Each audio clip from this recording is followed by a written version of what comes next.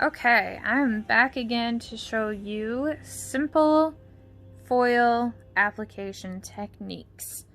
So, I went ahead and I dipped my swatch in City Kitty from OG Dip Powder.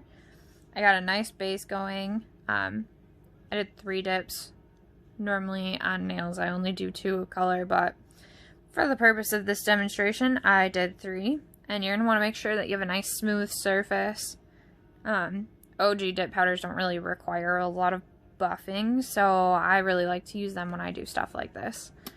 This is not buffed at all. That is just how smooth it is after 3 dips of color.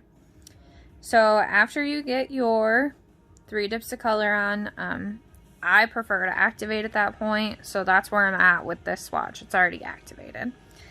So what I have now is I have my foils and my little nail brush over here, and I'm gonna grab myself a dotting tool.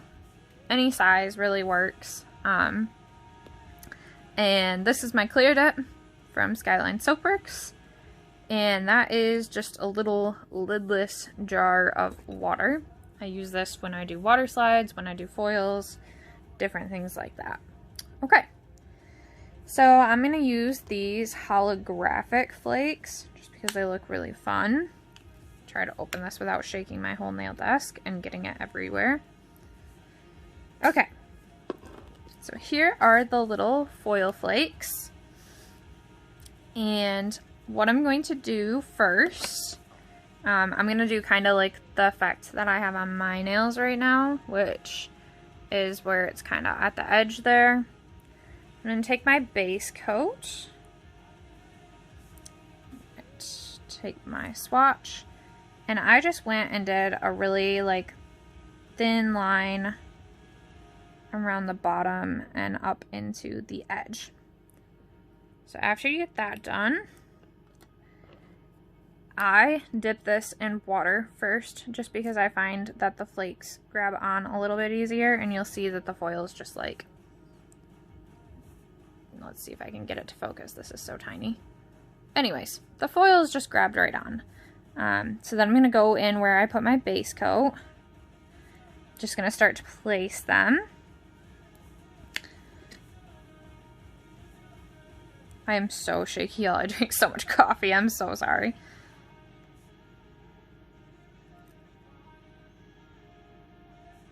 Okay.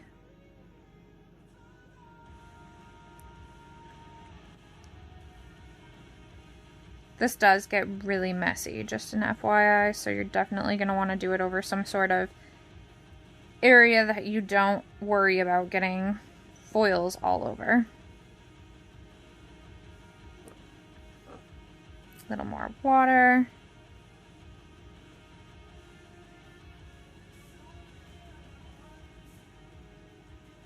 And they will stick to the dotting tool. That's quite normal.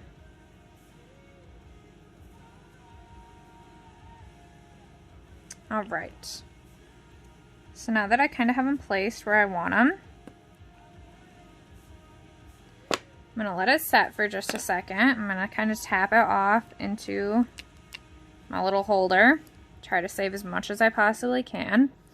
And you can see that it's not quite laying flat, which is normal. So with the Virgo and Gem liquids, I usually give it a few minutes just because they're a little bit slower drying, which is great for placing stuff like this. But I also don't want to brush it, sorry, out of focus. I don't want to brush it too early and have everything come off. So just give it a couple seconds, and then I go in, just brush it. And I'm going to go ahead and do another round just because this isn't quite as much as I wanted on there. So I'm going to take my base coat again. I'm going to put a little bit more on this time. Alright. Go to my water. Alright,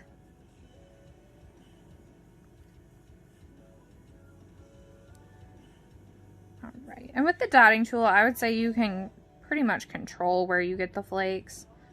It's not too difficult.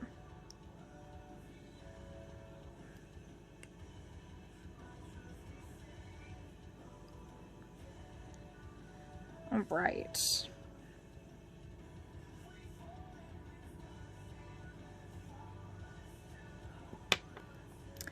Okay, so here is the result from the second round of flakes. I would say I'm pretty happy with that application. Obviously on your nail it's a little bit different just because of the shape of your nail and everything. I'm just going to go in and pat it just a little bit just to get it kind of flat. Man, my video keeps going out of focus. Alright, so I'm just going in to pat it just a little bit to kind of get it flat. And then you are going to want to use a stiff brush just like what you would use for your powders, just to get all that excess off of there.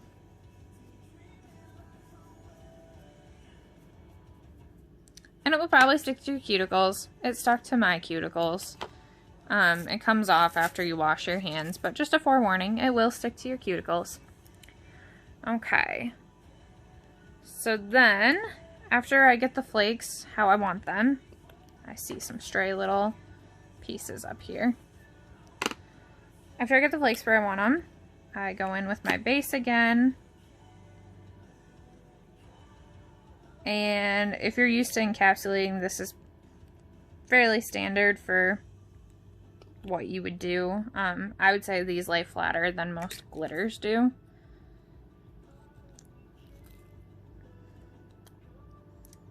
Just go into my clear. Don't be sad when your foils lose all their shimmer and shine when you go into the clear. They will come back with top coat, I promise. Alright. Put that aside for now. Just wait a few seconds. Brush some of this excess off. Try not to get hair in it. I have a dog and I shed, so hair is the constant struggle when doing nails in this house. Okay. Now we're going to activate. Give it just a minute. So when this is on your nail, I had to buff quite a bit to get it even. It doesn't look too raised on this swatch, honestly, so I probably won't buff. But obviously your nail acts a little different than your swatches, so you're probably going to have to go in and just buff it smooth to get a nice finish on it. Alright. So now I'm going to top coat.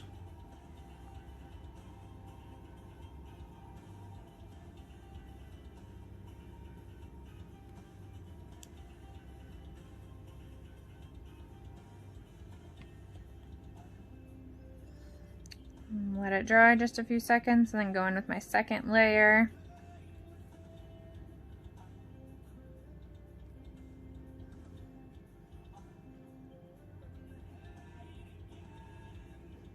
The best part is when you're doing all 10 of your nails, or at least 5 of them. It's a little less time in between because at least you're doing your other nails while you're letting one dry.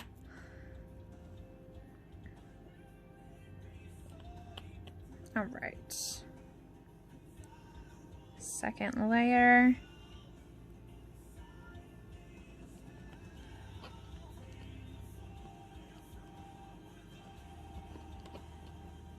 Perfect. Okay, so as you can see, got a nice shiny finish now. Got these really pretty foils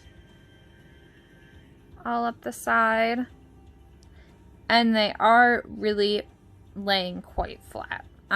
When they're broke up into smaller pieces, I would say they're quite easy to get fairly flat.